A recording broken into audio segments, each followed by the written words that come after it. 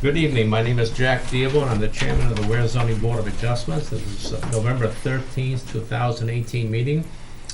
This evening we have one case, it is a continuation. It is case number 1118, administrative appeal, continuation of George W. Merrill. Appeal of the planning board regarding the driveway approval and the map 51.3 west side of River Road in residential zone. And last time we did open up and accept this application, and we continued it based on a request from the applicant. So this evening, we will take it up from this point, and the members for this evening is Mark. Mark Moretti, member. Stu Richmond, member. Michael Meyer, member. Gary Shelto, alternate. Thank you. The same members that were here for the continuation. Okay, this is administrative appeal. Basically, there are certain things that the zoning board can appeal, especially only when they pertain to the zoning ordinance. This is an appeal from a decision of the planning board, and the planning board made a decision which Mr. Merrill has taken issue with. So at this point, we have an application. Looks like we have a driveway permit. Some of the specifications.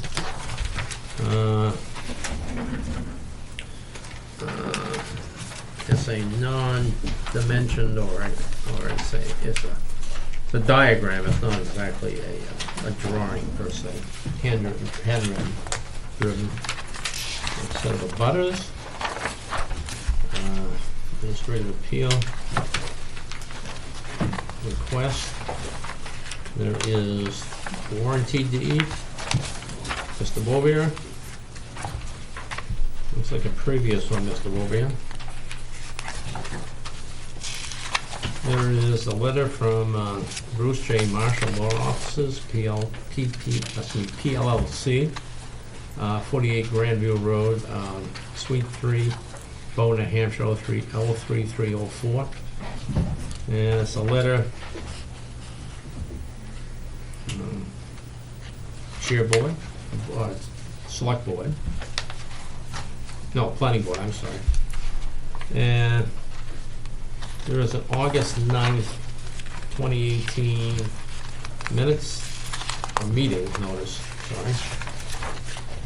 And there are 2 minutes. They look to be identical except for the date. One is the 8th and one's the 9th. Anybody know what's going on there? Meeting was on the 9th, if that helps. I'm not sure why you would have something that says the 8th. Well, it came from your package. My package? Yeah. Well, the package you turned in, and he processed and made it. You want to take a quick peek? Yeah. This is the one that's. Yeah, there were 2 different drafts put out by the planning board. Okay. And I assume it's a mistake on their part. Probably. On the date. But you got them both in there. Yeah. I think they're identical too. They got one off the website and I think one at the town, but they didn't match each other. Okay, I just want to note that. Yep. The dates were different. Okay. This point, I assume you're going to represent Mr. George here? If it pleases the board. Yep. Good evening, Bruce Marshall. I'm an attorney in Concord area. I represented Mr. Merrill at the planning board. The reason we're here is under your zoning ordinance, as I'm sure you all know, the zoning ordinance is the only place in town that addresses driveways. And under Article 4.1, specifically, it talks about common driveways. And then in Article 36, it lays out all the specifications for driveways in general, everything you have to do with construction and location and whatnot. With a common drive, the ordinance says that in addition to the code enforcement officer giving you a driveway permit, you need to get approval from the planning board, which we did, and we tried to. we went to the planning board, and although nowhere in any of your regulations does it say there needs to be some kind of maintenance agreement between someone that have shared driveways, I can't even find where it says you have to have a maintenance agreement if you're on a private road, which most towns will require. Despite that, the planning board, in granting a conditional permit, told my client he had to get a maintenance agreement, which at the hearing we produced a copy of a recorded maintenance agreement that addressed these lots. You should have a copy. If not, I have additional copies here. And on top of that, the planning board said that my client would have to get some kind of easement from the property it was going to share a driveway with, which we produce a copy of a recorded easement that is shown to be on the both parcels. My client has a right to cross the property that we're trying to share a driveway with, and it's recorded. We produce a copy of that. Despite that, and despite nowhere in your driveway regulations or any of your regulations does it say anything contrary to what we provided, the planning board said they wanted a new easement, they wanted a new maintenance agreement, and on top of that, they told us that Mr. Merrill would have to go ask the selectmen to go and extinguish the recorded easements, because as most of you may know, there's 4 lots that are all here, were subdivided some time ago, and the initial plan was for them to have 4 lots on a shared driveway. And in anticipation of that, 4 lots on a class 5 road. right, but in anticipation of that, the gentleman that owned all the land put in easements for a shared driveway. Once the town saw that, they said, no, you can't have a shared driveway for more than 2 lots. You need a variance. Right, and said that some of the lots, they had the frontage on the road, they could go out the front. Regardless, those easements are still recorded. They're still binding on the properties, and so my client, Mr. Merrill, has a right to cross for the purposes of access his abutting property. The easement's recorded. Neither the planning board or the zoning board, or the selectmen for that matter, have the authority to trump what New Hampshire law says with respect to easements. So my client has that right to cross for access purposes, so we've shown that. The planning board also asked us to put out meets and bounds and whatnot, which my client didn't object to, but the issues were with the planning board. Really, in this case, because of common driveways, the zoning board, through its zoning ordinance, had said we want another set of eyes on a shared driveway as opposed to a standard driveway where we had the code enforcement officer do it. And so on August 10th, I sent in a right-to-know request so I could get the history of the town and how they handle shared driveways. And just over the past 2 years, other shared driveways and that of my clients. Last Thursday, I got some information from the council. Which council? For the town. Pressure? Hang on a second. Laura. Mitchell Law Group. Laura Spector, It wasn't Laura, it was somebody that works for her. Mitchell Group. Is she handling? Laconian. Pardon? No. She's handling his right to know. Oh, sorry. Thank you.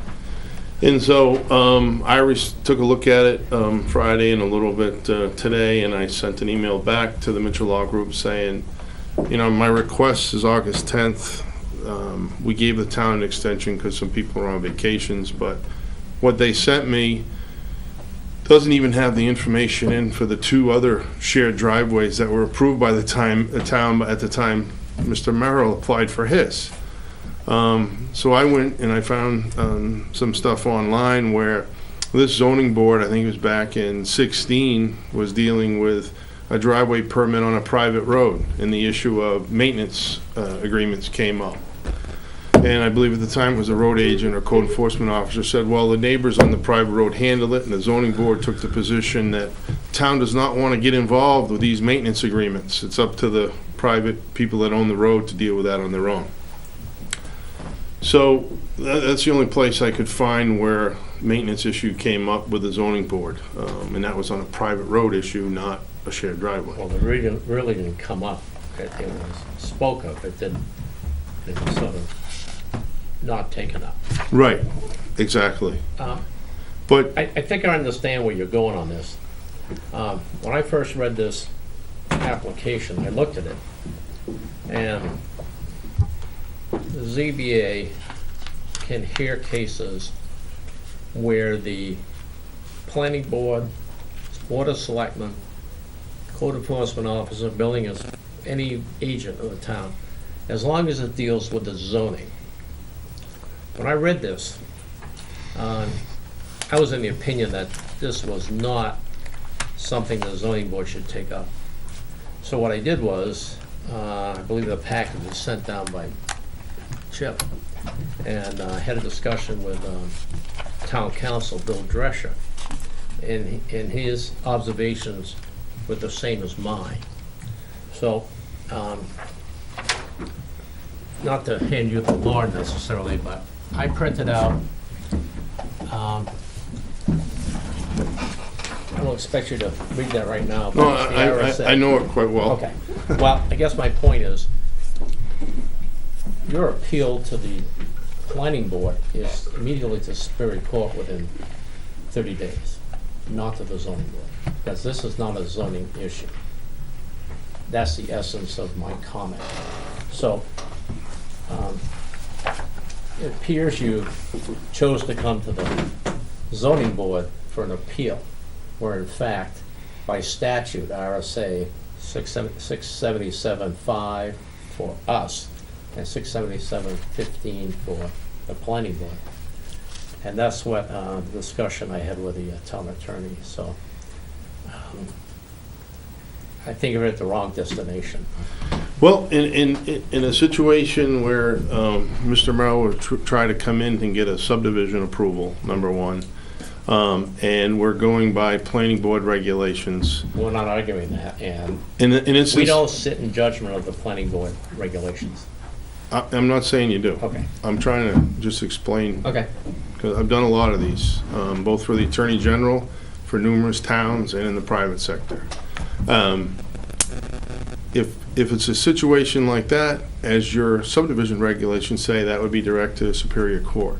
But there's plenty of New Hampshire Supreme Court case law that when any aspect of the town, any representative of the town, such as a planning board or code enforcement officer, is interpreting the ordinance, the appeal under 677:2 is to the zoning board, or we could have, in certain instances, appealed to the select board. Mr. Merrill, after the planning board issue came up, went to the town offices, and wanted to appeal. And he was directed by the town that they considered a zoning board appeal. And that, combined with the fact that this is the planning board's misapplication and misinterpretation of your zoning ordinance, it should be a zoning board appeal. Now, I respect you're going to rely on your counsel. I've litigated this enough to know, and maybe your counsel doesn't know the representations that were made to Mr. Merrill by the town when he came in and first, before he had me follow up on the appeal.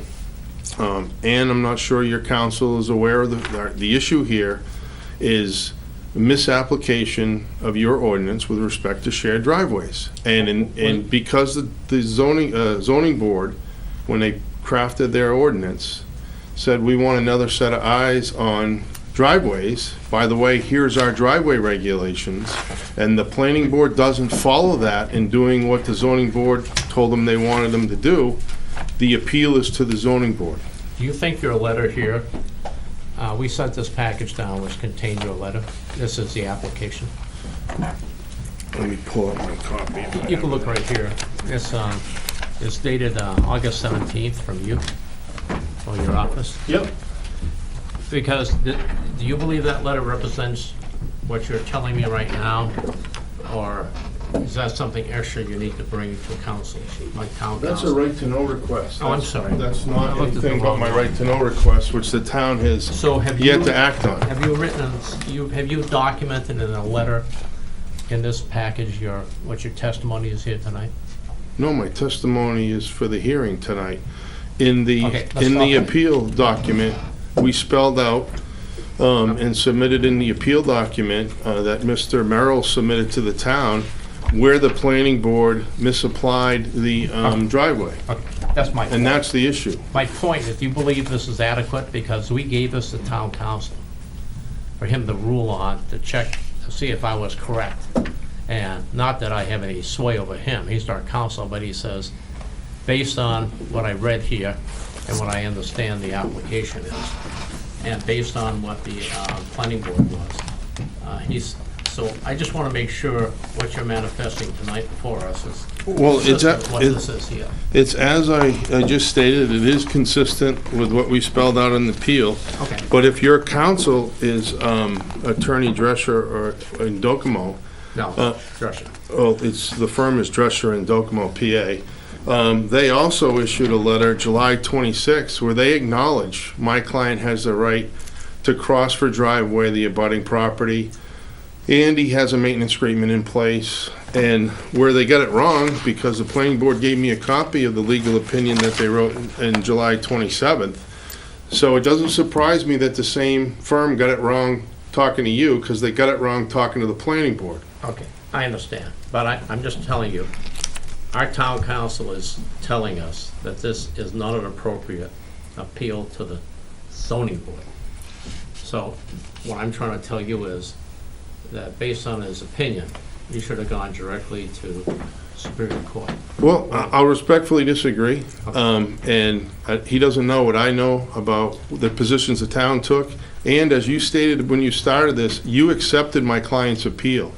And if you were going to take the position that we should be in Superior Court, when we sent the appeal to the zoning board way back in August, when we sent it, the zoning board said should have denied it immediately Not as true. improper. That's not our procedure. Our procedure is to take a vote to accept it conditionally on, is it adequately filled out for us to hear the meeting? We did that last time. And then we continued it for the benefit of your client, because nobody was here. So that was two things we did. Tonight, I'm taking this up as if you just walked through the door. So we accepted it to hear the case, and I now have opinion from town council. So maybe there's an easy way to solve this.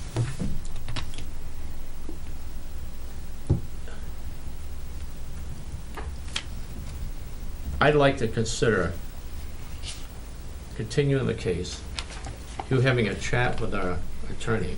Happy to. I'm just trying to get this thing resolved. That's all we're trying to do. I understand. So, And If I'm you not have- trying to be confrontational no, whatsoever. I wasn't taking it that way. I'm just saying, it's a lot easier to get two principles together, Exactly. okay, than it is to go through a board and have to do interpreting and all this stuff. So, I have a position from Mr. Drescher, which I'm not inclined to share with you. That's because fine. it's privileged. Understood. And he's acting on what your application was, just on the facts of the application, without knowing anything else. So, would you and your client be willing to continue the case, and you take the opportunity, if Mr. Drescher will talk with you, I'm not suggesting he's got to, I'm saying, No, that's, and he will then get back to us on his recommendation. Because basically, the planning board is allowed to put conditions on anything they give as a decision. As long as within the zoning, they cannot vary zoning.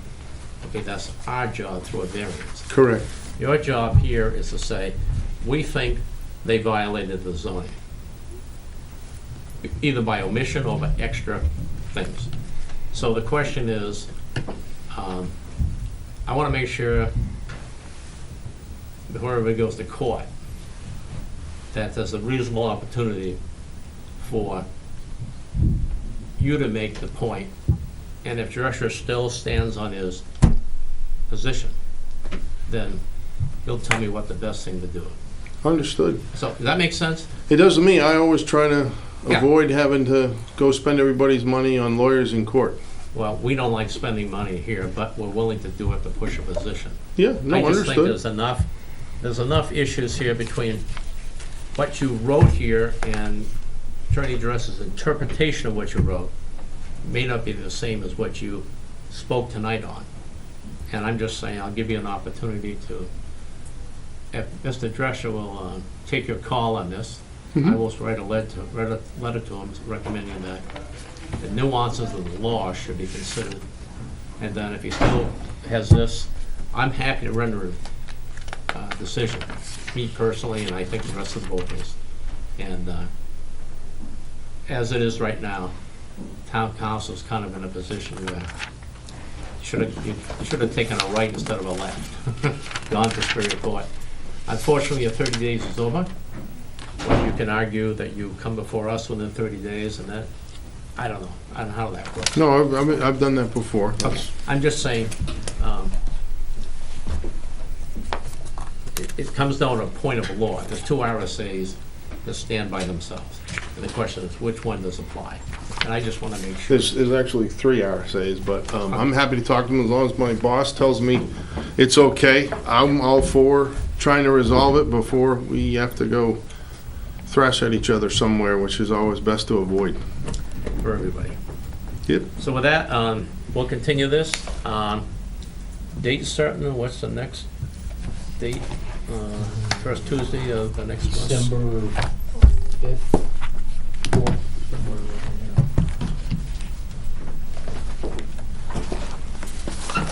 there. December 4th.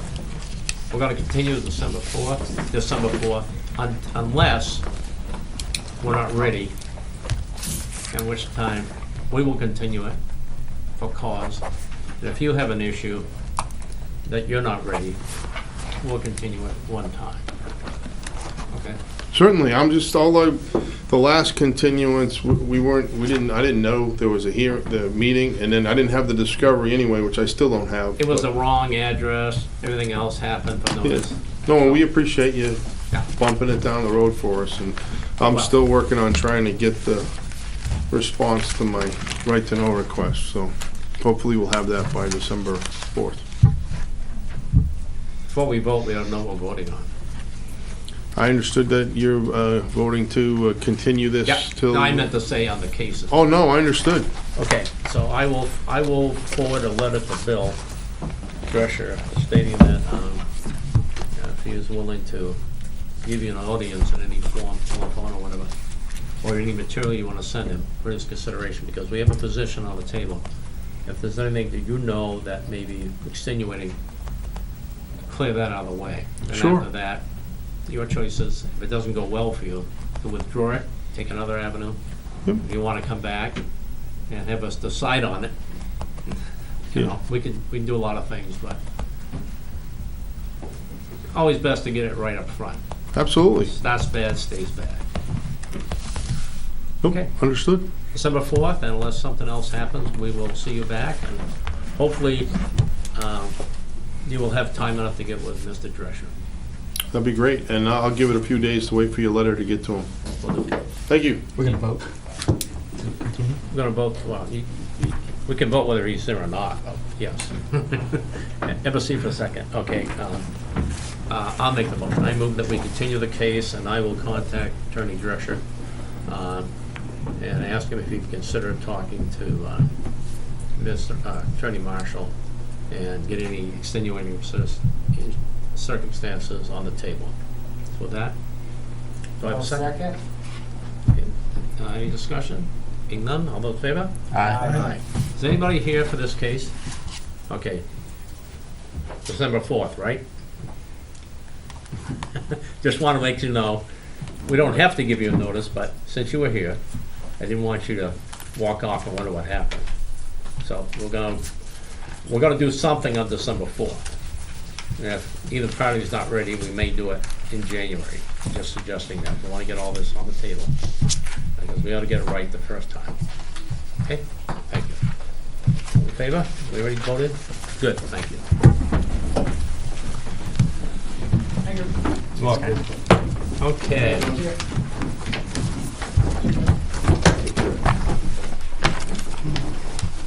Malcolm, you and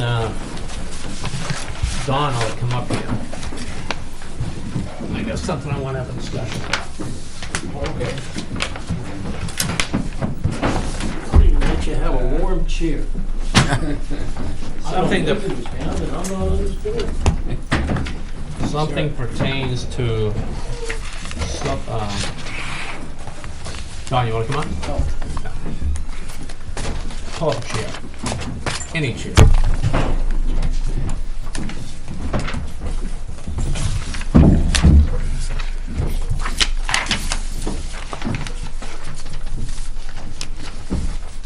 One more? One more?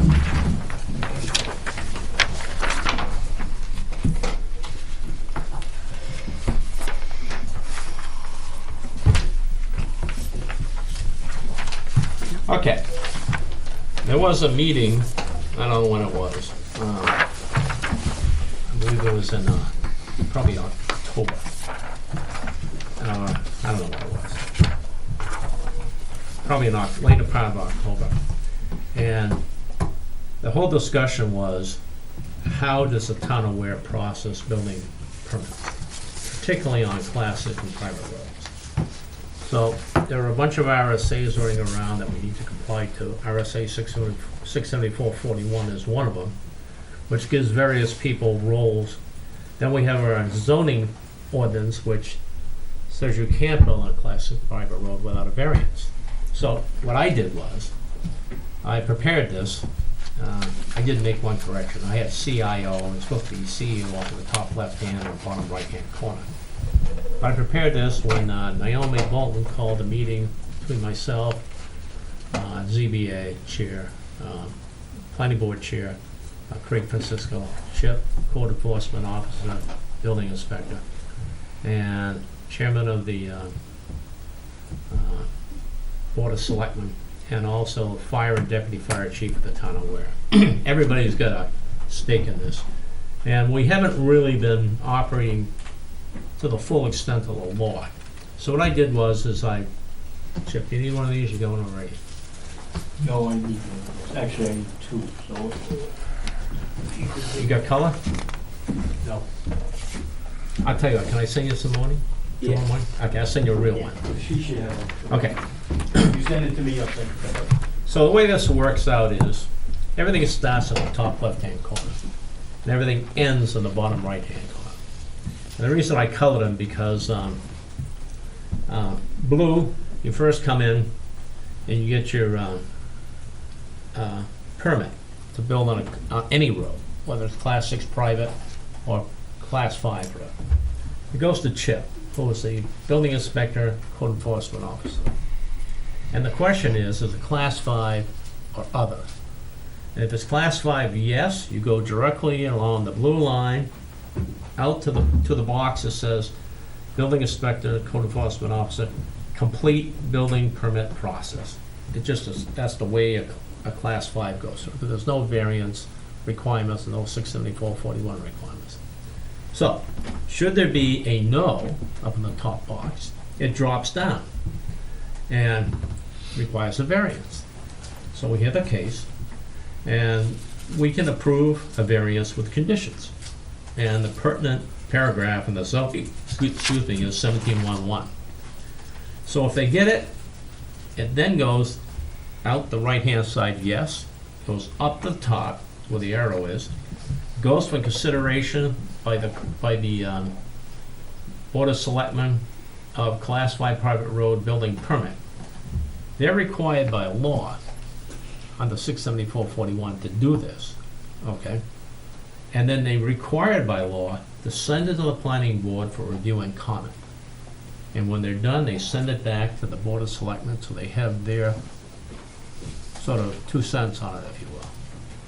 Also, the planning board can choose to, and they do, choose to ask the Board of Fire Wards, Ware Fire Chief on the left-hand box below there, for review and comment, and also to the Public Works Director for review and comment. So they're in the business of having their own input as well as these other 2 boards, and then putting a considered opinion back to the select board. Then the select board makes a decision. And if the applicant is satisfied with the Board of Selectmen's conditions, and this is additional on our Article 17.11 over here. See the asterisk on the conditions, to the right of the conditions? It says minimal conditions. We place on the minimal conditions. The selectmen can choose to put it on if they wish, based on the input from the planning, fire wards, fire chief, and public works.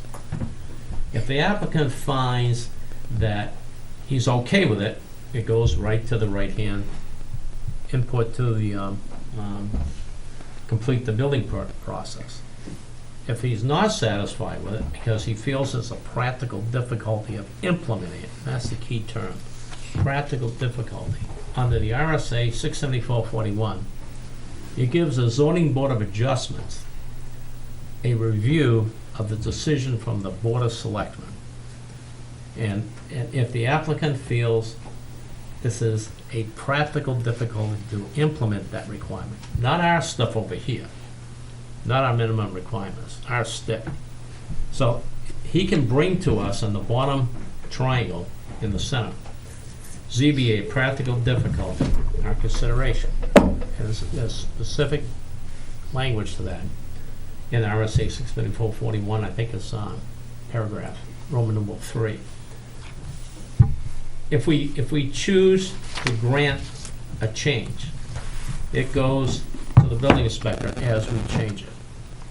If we choose not to change it, this is on his challenge, we say no, appeal to Superior Court. Same as if we take a hearing down at the bottom here on the left-hand bottom. We give everybody a rehearing choice. If we overturn it, it goes to the top, and if we say no, it goes directly to Superior Court. So this is how the town of Weare zoning and the RSAs are supposed to work. We've been doing some variation of this over the years, so everybody kind of got on the same page and agreed to this process. And there's currently Worthling is going through the pipeline now. I know it went to the planning board on Thursday. I think the planning board went and looked on site walk on Sunday. And supposedly there's input from the fire wards and public works coming. So I don't know when that's gonna be done.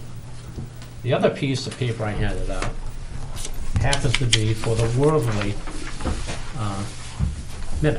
excuse me, this is the conditions we placed on.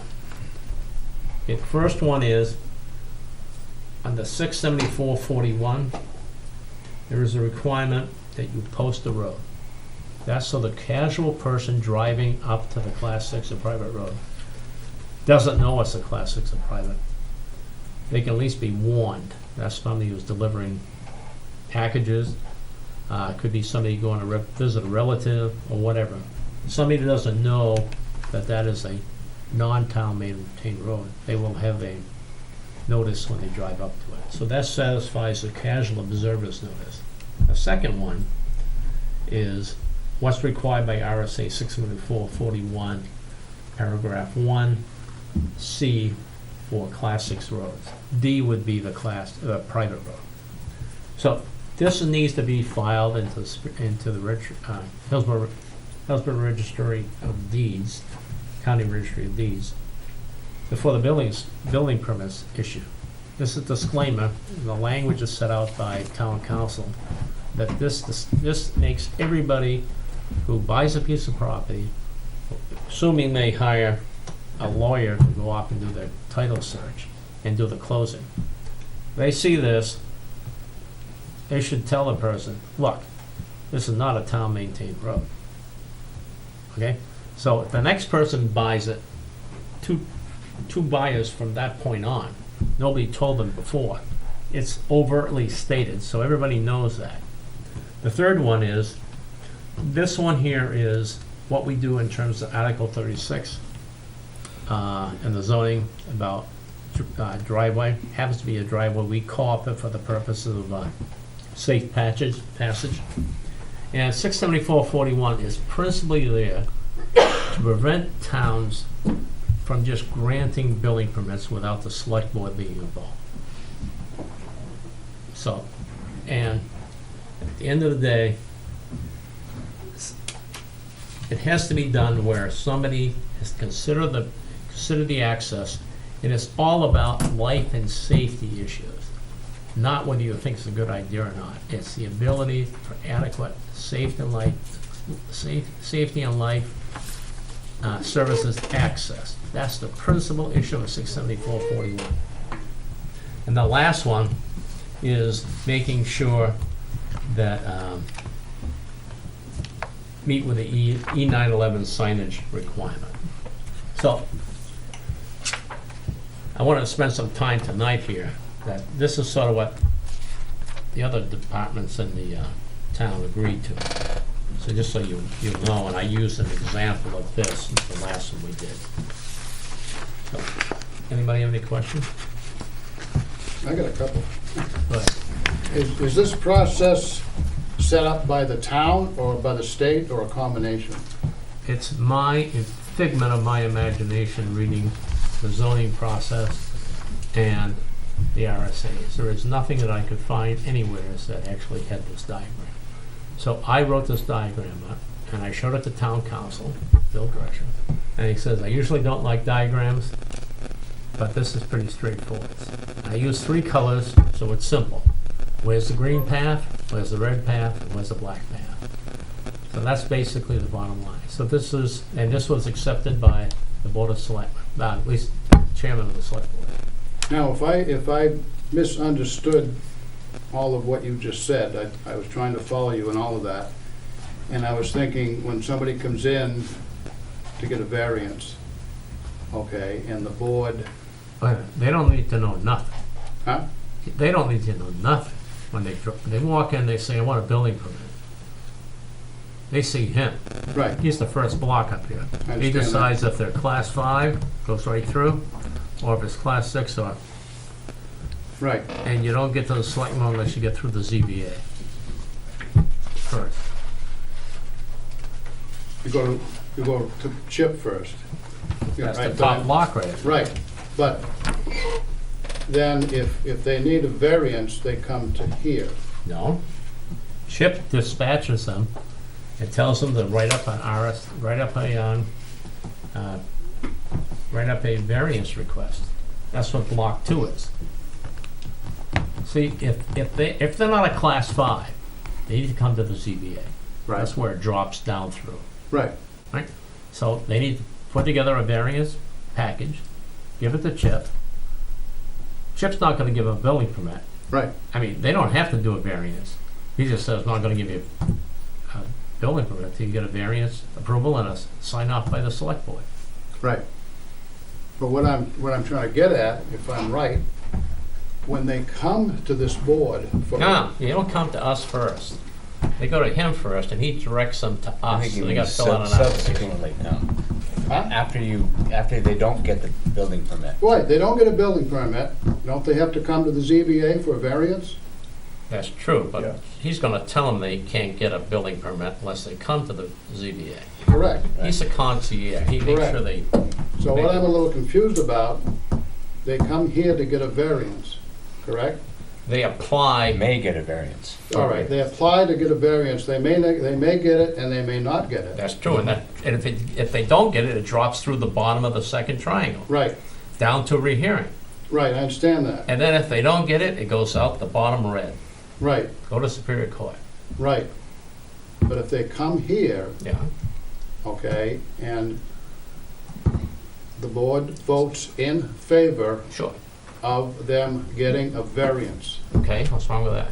and you say you've got your variance, Then they go up the hill. See, look right here. right, They go up to the Board of Selectmen. right. So that's where I'm a little bit confused, because I would think the people would be getting the idea that they've got a variance, now I can go do what I wanted to do. But If they he can't, they gives gotta them a- jump more hoops. If he gives them a building permit after the variance, they Right. can. He's not gonna give them a building permit after the variance. He can say, you gotta go to the Select Board. Correct, but Okay. what I'm getting at is, the way I interpreted, okay, you vote in favor of the variance, so the people leave here, I would assume, expecting Good, now I can go get my building permit, and they go to, no, not yet. You've got more hoops to jump through. Okay, what's wrong with that? Well, I guess that's the interpretation of when the people come here and get a variance, what are they leaving with? They're leaving with nothing. They're Unless leaving they- with a little piece of the pie. Step one. Right, and so do they understand all of I that? don't know. I don't know. There could be 5 people in the town that don't. I don't know. Well, that's what I'm saying. That's what this guy's job is. I don't know, in the process of applying for a variance, hey, by the way, if you get it, you've got more hoops to jump through. Or is it, no, you'll find that out when you get there? I don't know I'm what just to trying say. to understand. I don't know what to say. Whatever this guy says is gonna help them on their journey. Right, I haven't directed this guy to say anything other than maybe Right. make him aware of the next step. right. So I was just trying to understand what you were saying and kind of what I was thinking in relation to, you know, people, yeah, you get your variance. I think the big thing though is the ZBA, once it gives a variance, they have the variance. Nothing can take that away. It's Correct. just the Board of 2 Selectmen. years. Yeah, but the Board of Selectmen has the right to apply additional conditions to that variance before they can get the building permit. It's just one more step. It is another We hoop. also sent a letter explaining to them exactly what the conditions are before they go anywhere else. So the concept of walking out of here and saying, okay, I'm done, doesn't happen. Right. I don't know what the people think when they walk out of here, but, right. If they don't have a building permit, they don't have a They don't have building. a building permit. I understand that. Our last words to them, go see this Chip. guy. Yeah. Okay, I just trying to understand, you know, the way you was presenting it and then kind of what came up in my head here I'm about, just telling you the steps. about the different steps that they've got to jump through, different hoops after here. Well, this shouldn't be a secret to anybody in town, if they wish to know. Oh, if they wish to know, correct. So do you understand the Board of Selection's job? Well, they got the final approval on. No, they don't have approval. They They can have- only say, they can say, we agree to give it with these conditions, if any. They may accept ours outright. Then the question, it goes down to the applicant. If the applicant finds there's a practical difficulty implementing the select board's recommendations or conditions, then they can come to the zoning board, and we are in appeals to the select board under practical difficulty. If we find for the applicant or modify it less stringent, and they agree to it, they can go to get their permit. If they don't like it, and they don't live up with our agreement, they go to Superior Court. So, Okay. Yeah. now, technically speaking, 1 and 2 is required by law for the select board to do. But we've been doing it, and I think we'll probably continue, because the most they can say is yes. It's all in one place. Here's the conditions. It makes it cleaner for them, so now they look at this, they ask the 2 boards, the 2 boards around with this, over on the right here, the planning, the Board of Fire Wards and the Public Works Director. They see these conditions, you know, they take a walk, they go back and tell the select board, this is what we think. And the whole principal reason for this consideration by the select board is adequacy, reasonable adequacy of licensing. And for the ultimate, this is the whole principle of 674-41, so that towns aren't just issuing these willy-nilly and rubber stamp with no conditions being put on. Now, if the select board accepts these and are not reasonable, if they're either not adequate enough, the fire and the public works lost their appeal, lost their input, you know. The select board said, nah, we don't think that's necessary. They don't have to accept these, it's review and comment from these 2 boards. I'm not suggesting they wouldn't accept it, I'm just suggesting that. And then the question becomes, if the applicant can prove or wants to challenge the select board's conditions, they can come to us. if they feel they can't meet it under practical difficulty. And it is technically a special exception, but not like the run-of-the-mill special exception. It's called a special exception, but it doesn't say because it's a practical difficulty. You have to make that connection in reading the law. So I don't think we've had, the last 25 years, we haven't had a practical difficulty, because at the beginning, in the early years, I would say probably 88 to 93, the select board were just issuing the permits without even going to even, because we didn't have anybody in the office. People come, ask the selectmen, they weren't getting any variances. So they just issued them like they had before, nobody told them. And when they told them, I guess he got irked. And they said, well, we're not gonna approve any, which became an issue. These people couldn't proceed, so we gave them a practical difficulty because the selectmen wouldn't take up their case. So then other people came in and they started operating. But, That was part of the learning curve for the CBA when we got started. yeah, because I asked, I said to Buckley, who was the attorney at the time, I says, hey, I know the answer, but let me ask you the question. What's that? Should the select board be handing out class 5 and class 6 and private road building permits without a variance? He says, no, nor should they be doing it without 674-41, because it existed at that time. So, we're finally, after 30 years, almost becoming compliant. So this is my interpretation. Everybody kind of accepted it, so I just wanted to make sure everybody on the board. And Thank you. I'll send you Appreciate it. both of these things so you can put them in the minutes. Now, you've actually got the second one, case 1318. Wordley, yeah. I'll send them as 2 attachments on one email.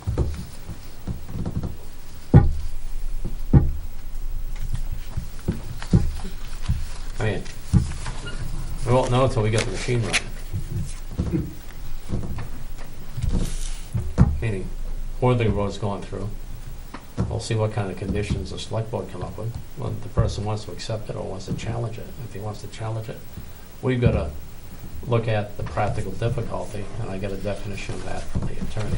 I'm going to turn it over to Chip so we can put it in a form. Probably the same cover sheet, but instead of a variance, the second sheet's the, it's like 3 questions. Before my replacement gets here. We won't buy any green bananas. You won't be around here to eat them. For the time they ripen. Anything else? Other than that, we get minutes? I think I sent you some minutes. They're in the package. Yep. Hold on, take a look at that.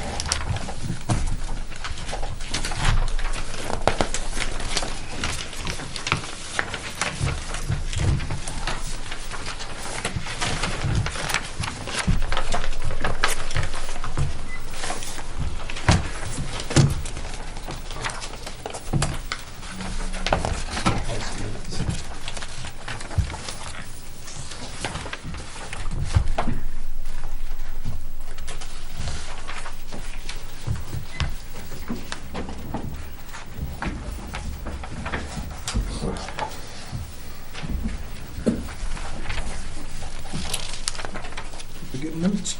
Yep. Right behind the 1 pager.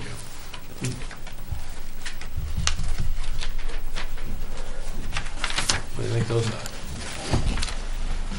How about that?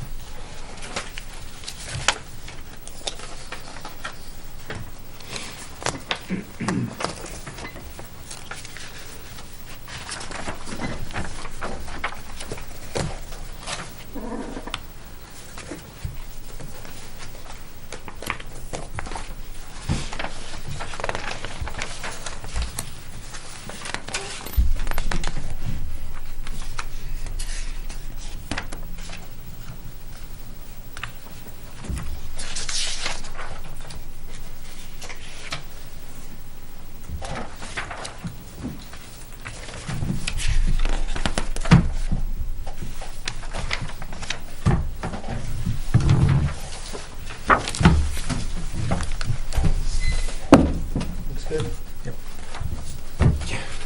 Okay, motion to accept, if we're done. Make the motion to accept the minutes from October. I'll second. Discussion, seeing none, all those in favor? Aye. Opposed? Motion to adjourn? To adjourn? Second. Thank you. Discussion being none, all those in favor? Aye. Opposed? 5-3.